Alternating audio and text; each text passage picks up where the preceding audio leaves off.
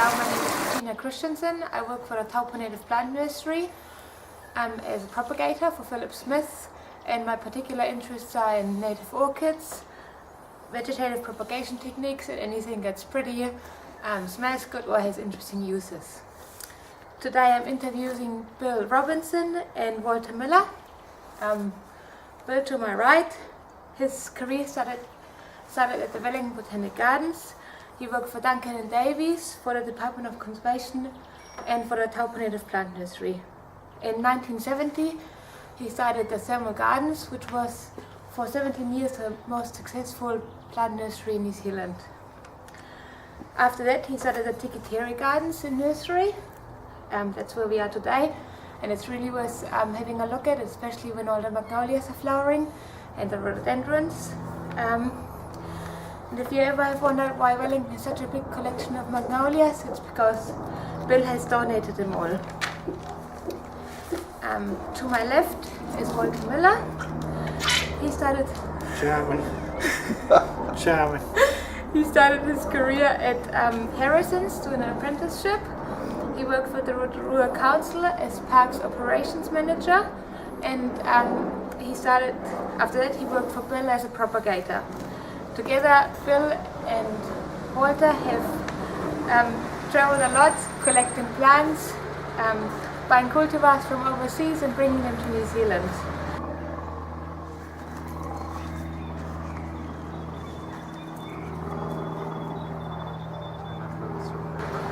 Now, my first question is to Bill. When did your career start as a plant collector and grower? 16th of January 1957. It's very exact. I know, because when I went to work, they didn't know I was coming. It was a typical city council disaster that I found city councils do all over the country. Too much red tape. I got the job, but they didn't know I was coming. Oh no. I was told to report on the 16th of January 1957. However, and that was at the Botanic Gardens in Wellington? Yeah. No communication whatsoever. Don't think much changed either. And it was as working at the Botanic Gardens as a apprentice yeah. in the propagation unit, or no, general. General? Yeah. New Zealand was short of labour in those days, and they used to send the English out on a ship called Captain Cook, and it was a white ship with black funnels, and it used to get in the harbour, and then they'd send these guys up. I got £2.16 an hour a week, and they'd send these no trains at all, but they needed the labour, so they were off farms and off factories, and they're getting £4 and £5 an hour, and wow. It was a sore point, and it still is. Nothing's changed. Oh. Okay, what about you, Walter? When did your passion for plants start? Well, I suppose you could say right from an early age as a kid, with my uncles. They were all berry fruit growers, and I used to go down in the school holidays and work for them, and so basically it developed from there. And also in the school holidays I used to go down to Ettrick and spend time at what we call the seed farm there. They were people that grew bulbs, tulips and gladioli, and so I worked for them for a number of holidays as well. And then of course after that developed into the horticultural field that we were in now. Oh yeah. So I started my apprenticeship with R.E. Harrison and Company in 1st of February 1960 was the wow. day. So there you are. Cool. Bits and pieces.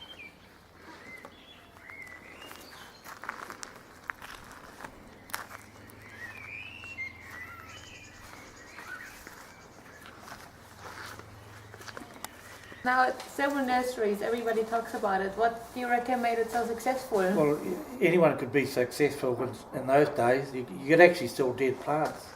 It was amazing. You could sell anything. Up to the share market crash, you could actually sell anything. and you couldn't cope getting the stock in. You couldn't get in quick enough. And it was just an era of our time when gardening was number one. Yeah. You've got to remember that garden centres, like us at Thermal Nurseries, were the only other place that was open was dairies on the weekends. Oh, There was no one else. So you had it to yourself. And a lot of people forget that today when the competition is a lot tougher. But you had people travelling from all over the place to you. Yeah, they do, because we specialise in different plants. And we took risks and probably never made any money, but the staff did all right. Yeah, we took risks that we imported plants, and that draws quite a wide range of customers, especially rhododendrons, which were the number one plant in those days. Oh, yeah. People collected them like you click stamps. True. Yeah. What other species did you import? Mostly Peonies. woodland plants. Peonies? Is that what? Peonies. Oh, peonies. We bought in tree peonies at 120 quid a pop from a nursery in the States, and all bits and pieces. Hostas, another thing we bought in. Rhododendrons, hostas, and irises. We put in a whole swag of irises. Particularly fond of Sibericans. We didn't actually import any magnolias, but we had access to someone else's importing. We quarantined some for a guy in Auckland. Oh, okay. It was always your job you brought back those species and then you had to propagate them. How did you, there must have been challenging species. How did you manage to propagate them all?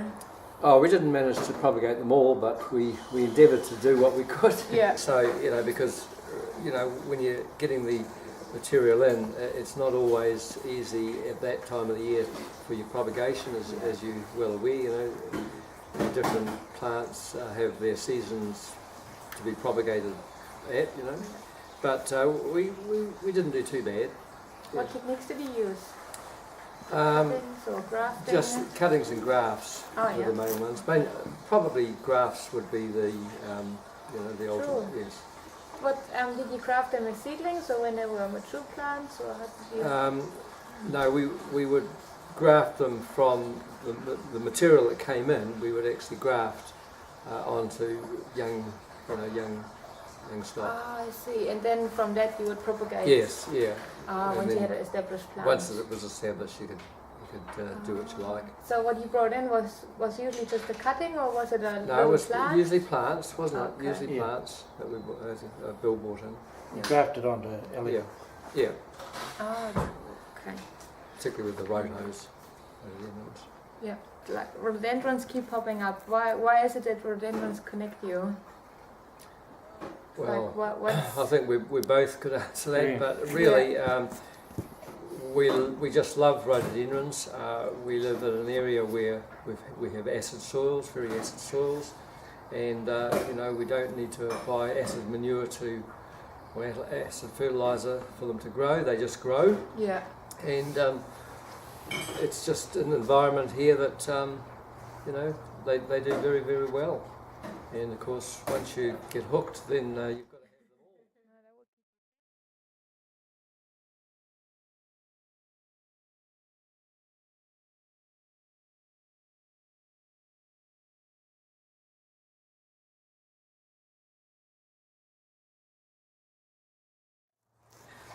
So it's kind of a combination of a suitable environment and then just the fact that they're pretty. Well, Yeah.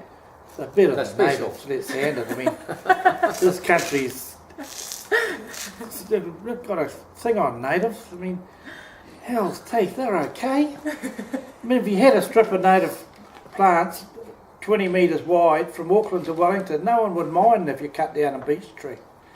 It's just, people need a bit of education. And it's all back to culture. Our culture's Europe, so we're planting European plants, right, in Himalaya. Stuff them. Stuff the natives. Yeah, you can say that again. Okay. Bill, what do you reckon about horticulture today, with like the Ministry of Agriculture and Forestry being involved, and tissue culture and PVRs? Do you reckon it changed it? The nursery industry in this country is completely stuffed. if you really want the truth. I can give you plenty of examples. It's been poorly run, and they pay poor wages, and they'll never get the wages back to where they should be. I've got an ex-apprentice of mine who is working in the camera car at $30 an hour. I've just heard of a young guy that worked in New Plymouth at 3 different nurseries to get his skills. Hell of a nice kid, happy-go-lucky, do anything for you. One of the best skilled butters, grafters you can get. Came out of his apprenticeship and he was offered $16 an hour. He is now working in a factory now at $25 an hour. So the industry is stuffed. I'll tell you what, when Trevor Davies left Duncan and Davies, the nursery industry started to go downhill. We were paying $16 for wholesale price of magnolias. This year, one guy's selling them just as good for $10. Our industry is stuffed. Do you reckon it's because of the imports from overseas? No, it's not imports. It's people with psychological problems running it. If you really want to know. It is. And now the box stores have started and having billion-dollar turnovers, so they're using the garden centres as draw cards, so they've got a pathetic little markup on it, and they'll never do it as a draw, and they'll never ever get the prices up like they should.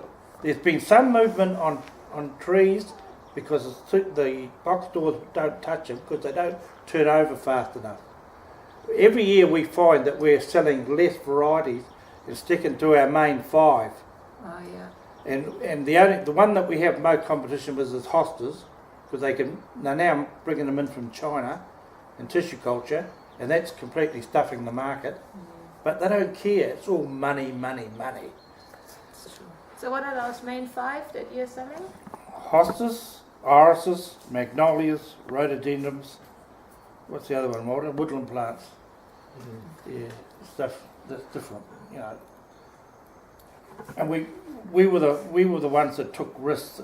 Some of the things we imported were a financial disaster. We bought plants in once when the New Zealand dollar was 39 cents. And you'll never ever get your money back on plants if you are just selling them retail. You need to be a wholesaler and distribute them right across the country. But the supermarkets, who are now the biggest buyers of the easy to sell stuff, they want a nice coloured label. They want you to virtually go in there and sell it for them. I mean, they should never have plants.